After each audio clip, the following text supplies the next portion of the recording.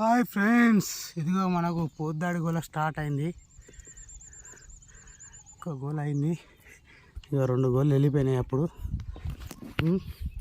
దీన్ని ఈరోజు చుట్టుపడతానా చూద్దాం.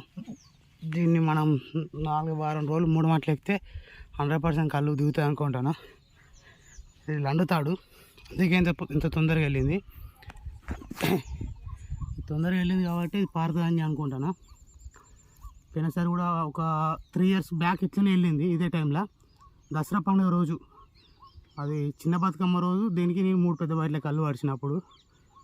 సో ఇప్పుడు కూడా అదే కాన్ఫిడెన్స్తో పోతానా. చూడండి ఎన్ని కమ్మలు పడ్డాయో. ఇప్పుడు 4 సంవత్సరాలు అవుతుంది దీన్ని ఎక్కక.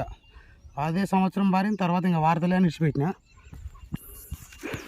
ఇప్పుడు మళ్ళీ చుట్టూ పడతాను, చూద్దాం ఏ పడు వారుసాయి.